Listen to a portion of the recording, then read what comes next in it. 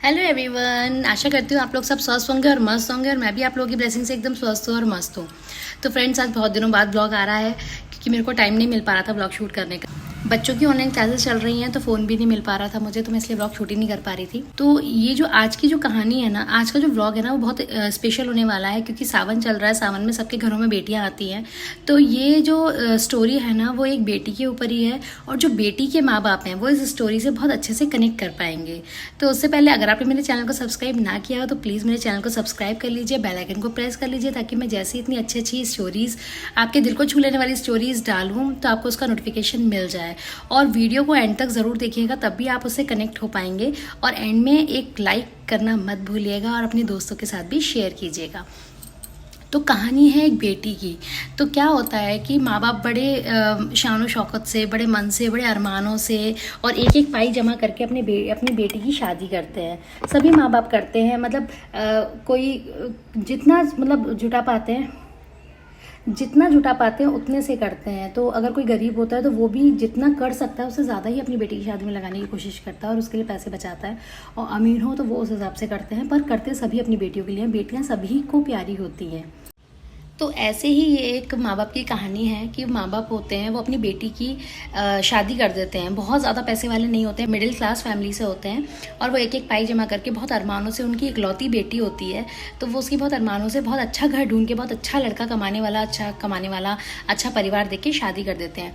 लेकिन पता है, माँ बाप चाहे कितने भी अच्छे परिवार ढूंढ के शादी कर दें, कितना भी अच्छा ढूंढ के लड़का शादी कर दें, सब कुछ अच्छा होगा, लेकिन फिर भी माँ बाप के दिमाग में, दिल में एक टेंशन रहती है, एक डर रहता है कि पता नहीं हमारी बेटी दूसरे घर जाएगी, उसको कैसा सुलूक करेंगे उसके संग, या वो कैसे रहेगी। हर माँ बाप के, वो चाहे बहुत पैसे वाले हों, चाहे गरीब हों, चाहे कुछ भी हो, बेटी को विदा करने के बाद माँ बाप को चैन नहीं मिलता है, वो इसी टेंशन में रहते हैं। जब बेटी उनके घर पे 2-4 बार या फिर सालों तक हंसते खेलते आती है ना, तो तब उनको जाके तसल्ली होती है, लेकिन तब भी तसल्ली नहीं होती। पता है, कुछ माँ बाप तो ऐसा सोचते हैं कि हो सकता है हमारी बेटी को कष्ट हो, लेकिन वो हमें परेशान ना करने की वजह से नहीं बता रही हो। तो बेटी के माँ बाप, मुझे नहीं लगता कि कभी भी सुकून, बिल्कुल 100% सुकून से रह पाते हैं। होते भी होंगे, लेकिन मतलब मुझे जितना पता है उतना यही पता है। तो वो माँ बाप जो होते हैं ना, वो बहुत अरमानों से, बहुत पैसा लगा के बहुत अच्छे से अपनी बेटी की शादी कर देते हैं, बहुत अच्छा परिवार ढूंढ के शादी कर देते हैं। और जब वो बेटी विदा हो रही होती है तो बाप अपनी बेटी से कहता है कि बेटा, अपना और अपने परिवार का ध्यान रखना। तो कभी माँ बाप ये नहीं कहते हैं कि तुम हमारा ध्यान रखना। अब उनकी इकलौती बेटी थी तो उनकी सेवा करने वाला कोई और तो नहीं था, लेकिन फिर भी कोई माँ बाप ये नहीं चाहता कि हमारी बेटी आके हमारी सेवा करे। तो बेटी जो है वो विदा होके अपने घर चली जाती है। फिर भी माँ बाप अपना टेंशन में ही रहते हैं, अपना थक जाते हैं तो सो बैठ जाते हैं। तो कुछ दिनों बाद क्या होता है कि जो बेटी के ससुराल वाले होते हैं ना, वो अपनी बहू के माँ बाप को घर पे खाने पे बुलाते हैं। तो वो लोग कॉल करते हैं, उनको इनवाइट करते हैं। लेकिन क्या होता है कि माँ बाप डर जाते हैं। उसके मतलब बेटी का जो पिता था ना, वो तो इतना डर जाता है कि मतलब घर से फ़ोन आया, बोल रहे हैं आइए हमारे संग खाना खाइए, तो कहीं कुछ शिकायत तो नहीं करेंगे, कहीं मेरी बेटी की कोई बात तो नहीं है, पता नहीं क्या हो गया है। एक दहशत सी हो जाती है। लेकिन फिर भी वो लोग कि बुलाया है भाई ससुराल में तो जाना तो पड़ेगा ही, बेचारे तैयारी करते हैं। अच्छा, लड़की के माँ बाप को लड़की के अपनी बेटी के ससुराल जाना होता है तो बहुत तैयारियां करनी पड़ती हैं कि पहली बार जा रहे हैं तो इसके कपड़े, उसके कपड़े, इसको लिफाफा, उसको लिफाफा, ये करके अपनी बेटी के लिए तो वो सोचते हैं पता नहीं क्या ही ना ले जाएं।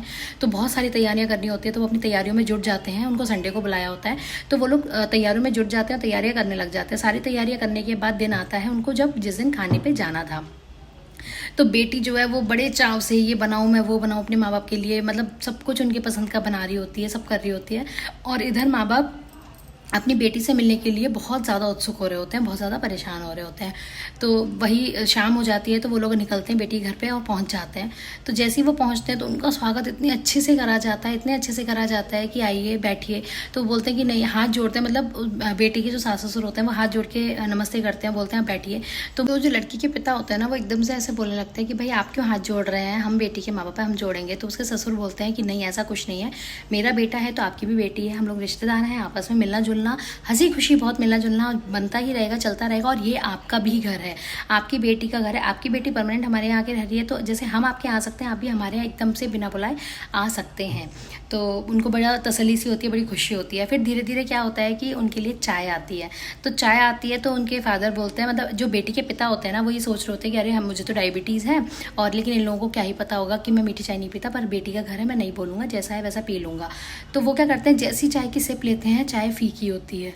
तो बड़े अचंभे में पड़ जाते हैं कि इनको कैसे पता कि कि मैं चाय में चीनी नहीं पीता, मुझे शुगर है। फिर चाय के बाद जो है उनके आराम करने के लिए उनके लिए बिस्तर लगाया जाता है, और जो उनकी जो उस बेटी की माँ थी, बहू की जो माँ थी, उनको सर्वाइकल की प्रॉब्लम थी, तो उनको बिल्कुल पतला सा तकिया दिया जाता है, और जो उनके फादर थे उनको मोटा तकिया लगाने की आदत होती, तो उनको बहुत मोटा सा तकिया दिया जाता है। तो तब फिर से बेटी के जो पिताजी होते हैं ना, वो बड़े अचंभे में पड़ जाते हैं कि इनको कैसे पता कि मैं मोटा तकिया लगाता हूँ और ये बिल्कुल पतला तकिया लगाती हैं। तो बस यही सब चलता रहता है। फिर लंच का फिर डिनर का टाइम आता है, तो डिनर करने का खाना लगता है, डिनर करने के लिए खाना लगता है। मतलब डिनर में सब कुछ जो उसकी मम्मी को और पापा को पसंद था वही चीज़ें होती हैं, सारी वही चीज़ें होती हैं। माँ बाप होते हैं वो एकदम अचंभे में पड़ जाते हैं कि सारी चीज़ें हमारी पसंद की, ऐसा कैसे, मतलब इनको कैसे पता कि हमें क्या पसंद है क्या पसंद नहीं है। फिर उसके बाद ना खाना खाने के बाद उनके लिए सौंफ का पानी आता है, और उसको देख के तो बिल्कुल उनको अचंभा हो जाता है कि सौंफ का पानी तो हर कोई नहीं पीता है, और हम लोग पीते हैं घर में, तो इनको कैसे पता। पर माँ बाप का ना ये नहीं जाता है दिमाग उनका, मतलब फादर का तो बिल्कुल नहीं, कि मतलब मेरी बेटी है जो, उसको हमारी एक छोटी से छोटी चीज़ पता है, और हमारे बेटी के बताने से ही ये चीज़ें हो रही हैं। पर कहीं ना कहीं उनको मतलब ये तसल्ली हो रही होती है कि नहीं, सब कुछ ठीक चल रहा है। फिर उसका खाना वाना सब निबट जाता है, वो लोग घर से निकलने लगते हैं। घर से निकलने लगते हैं तो बेटी से मिलते हैं प्यार से, और उसके बाद बेटी के सास ससुर से मिलते हैं, और जाते जाते भी, देखने के बाद भी सब कुछ देख लिया, सब कुछ पता है कि सब अच्छा है। और मतलब बेटी जब मिलती है तो माँ बाप के दोनों के आंखों में आंसू आ जाते हैं ये देख के कि हमारी बेटी को हमारी इतनी चिंता है कि हर चीज़ हमारी पसंद की, और एक छोटी से छोटी चीज़ भी हमारी ये नहीं भूली है और हमारे लिए मतलब कर रही है। तो उनके आंखों में आंसू आ जाते हैं। तो जो माँ बाप होते हैं ना, अपनी बेटी से बोलते हैं कि बेटा, जैसे हमारा ध्यान तुम रखती हो, जैसे हमारे बारे में तुम्हें सब कुछ पसंद है, अपने सास ससुर का भी वैसे ही ध्यान रखना, तो वो भी तुमको माँ बाप जैसा प्यार करेंगे। तो बेटी के भी आंखों में आंसू आ जाते हैं। फिर भी वो निकलते निकलते बेटी के सास ससुर से हाथ जोड़ के बोलते हैं, हमारी बेटी का अपनी बेटी की तरह ध्यान रखिएगा। तो इतना सब कुछ देखने के बाद भी कि मेरी बेटी खुश है, सब कुछ अच्छा हो रहा है, भाई बेटी ने बताया तभी वो सारी चीज़ें हो रही हैं, और सास ससुर अच्छे हैं, प्यार करते होंगे तभी सारी चीज़ें मानी भी गई हैं। वरना मतलब अगर अच्छे नहीं होते तो ये हो जाता ना कि नहीं, शादी उनकी पसंद से कैसे होगा, या तू इतना क्यों वो कर रही है।